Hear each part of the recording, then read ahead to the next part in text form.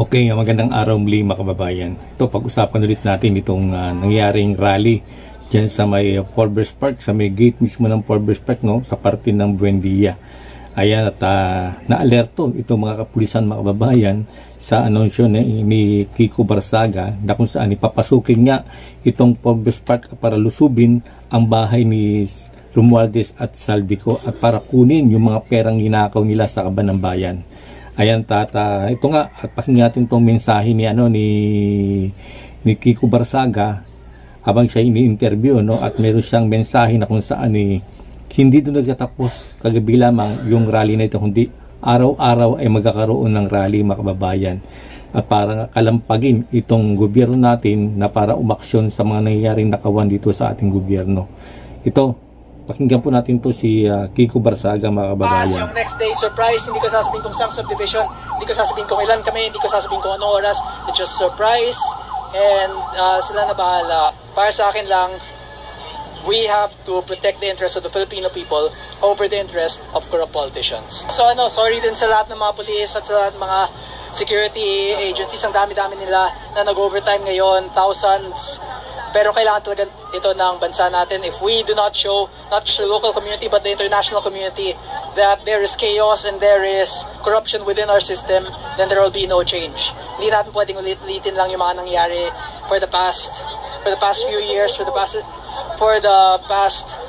ever since Marcos sat down and Romualdez became speaker, lahat ng ito, this has only been getting worse and worse. At hindi natin pwedeng hayaan lang ito.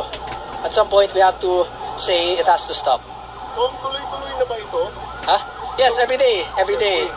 Pero yung bukas, yung next day, surprise, hindi ko sasabihin kung saan subdivision, hindi ko sasabihin kung ilan kami, hindi ko sasabihin kung anong oras. It's just surprise and sila na bahala. If they want to protect kung gusto na protektahan yung mga magnanakaw dito at yung mga magnanakaw na nakatira sa mga mamahaling subdivision, sa mga private subdivision na mga 200, 300 million per lot or yung iba mga 1 billion per lot, then that's fine. That would be perfectly okay. But para sa akin lang, we have to protect the interest of the Filipino people over the interest of corrupt politicians. And ayan mga kababayan, at kung isipin natin, marami nagko-comment na hindi naging magatagumpay ang rally na ginawa ni Kiko Barsaga at di nga napasok itong bahay ni Romualdez at Saldico. Pero hindi yun makababayan Hindi yun ang sabing hindi matagumpay. At least na naalarma sila at nailabas natin yung galit natin, naparamdam natin sa gobyerno yung mga walang aksyon nitong gobyerno sa nangyayaring nakawan dito sa ating bansa mga kababayan. At ito nga binanggit ni Kiko Barsaga na hindi lang to ang simula na kanilang pagrarally, kundi ito ay araw-araw na gaganapin sa iba't ibang subdivision at hindi lang niya sasabihin kung saan lugar o anong oras, kundi puro lihim lang at ilang na siguro makakaalam nito upang kalampagin nga mga kababayan. At binanggit niya nga na itong mga bahay subdivision ay talagang pinoprotektahan nila itong mga kawatan dito sa ating gobyerno, dito kay Saldico at saka si Romualdez. Sabi nga ni Kiko Barsaga, bahala kayo kung gusto nyong protektahan, pero kami ay patuloy kaming magsasalita, patuloy kaming pupunta sa kalsada upang magsalita sandal na hindi pwedeng baliwalain ng mga kababayan yung nangyayaring korupsyon dito sa ating bansa. Totoo yan mga kababayan, dapat hindi natin babaliwalain to at magwawalang bahala na lang tayo at para kalimutan yung lahat na nangyayari sa ating bansa na kung saan natagal ng ilang buwan nang lumipas, wala pa rin naging resulta, wala pa rin nakulong, meron ng hearing sa Kongreso, may hearing na rin sa Senado, pero meron na lang ICI, pero makababayan hanggang ngayon ay sarado pa rin sa mamayang Pilipino kung sino ba talaga ang utak ng korupsyon na to at wala pa rin makababayan na nanagot sa nangyayaring pagnanakaw sa bilyong-bilyong piso na ninakaw sa ating gaban ng bayan. At marami nang naghihirap mga kababayan ng mga Pilipino, samantalang itong mga magnanakaw sa gobyerno ay talagang nag-enjoy sa ninakaw nilang pera. At yun nga, si Saldico dun sa may abroad, patlipat-lipat ng lugar lang. At si Martin Romualdez mga kababayan ay di natin alam kung nasa saan na si Martin Romualdez ngayon. wala tayong nakikitang balita at ito nga at kaya maraming Pilipino ang dismayado at tinigil pa yung hearing dito sa may Senado. Alam niyo mga kababayan, talagang bistado itong si Soto at saka si Lacson na talagang may itong tinatago ito. Itinatago yung pinakasalarin nitong korupsyon ito, leader ng ulo ng korupsyon ito mga kababayan. Kasi umpisang nagsalita itong si Master Sergeant Cotesa ay biglang itinigil itong hearing dito sa Senado. Ito'y mga kababayan, ito'y planado na. Kaya nagbitiw itong si Lacson. Kasi alam nila na talagang alam nila na matutumbok na kung sino may utak nitong korupsyon nito na magnanakaw nito. Kaya ginawa nila, bumitaw itong si Lacson para bilang isang chairman ng Blue Ribbon Committee. Pero ito'y planado mga kababayan. Sa akin lang opinion, parang ito'y planado. Ay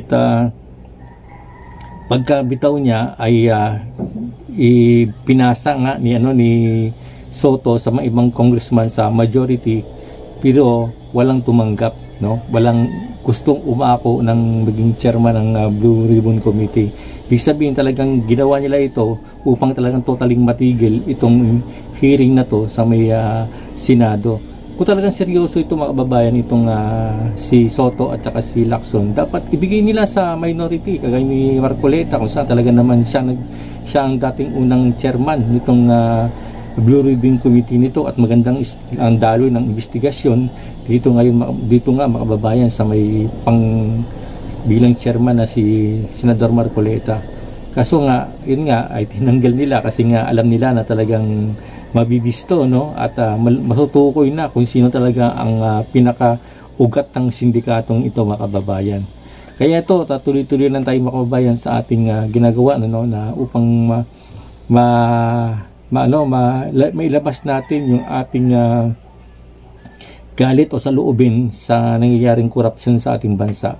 At dismayado tayo mga kababayan sa ating Pangulong Bongbong Marcos na yung ICI ay talaga namang independent, pero hindi siya lihim yung mga investigasyon na ginagawa. Dapat sa ipubliko yan kagaya ng mga hearing mga kababayan sa may Senado, na talagang kung sino ang kanilang resource person nagsasalita at para marinig ng mga sambayan ng Pilipino kung anong nangyayari, kung sino mga resource person nila, kung sino ang mga tinutukoy dito, kasi baka balang araw ay lumabas na lang yung resulta ng investigasyon na to at hindi pumabor, at ito'y pabor lamang sa mga magnanakaw sa gobyerno. Kaya magulo to mga kababayan, maaaring ang resulta ng IC ay pag hindi maganda ang resulta nito ay siguradong magbubunga ito ng galit muli ng sambayan ng Pilipino at ito'y patuloy na magkaroon ng matinding rally mga kababayan. At ito nga medyo nangangamoy na at marami na mga military active in retired AFP, PNP na kung saan naglalabas rin ng sama ng galit, na kung saan mga tahimik lamang itong mga active na ito, pero marami akong kilalang mga sundalo na mga kakilalang sundalo na kung saan ay naglalabas na rin ng hinaing at galit sa nasi, pero wala silang magawa kasi nga ay sila ay mga military at hindi bawal sa kanila yung mga ganong kasi active pa sila. Pero itong mga retired na mga sundalo ay talagang naglalabas ng galit at talagang sumasama sa rally para talagang panagutin nga itong mga magnanakaw sa ating bayan mga kababayan. Ayan, at tuloy-tuloy na ito at nagsalita na si Kiko Barsaga na tuloy-tuloy itong nangyayaring rally nga at itong mga ibang grupo pa na kung saan nagkakaroon ng mga pagpupulong upang mabuo ang isang malaki at malakas na rally upang pababain nga itong ating Pangulong Bongbong Marcos.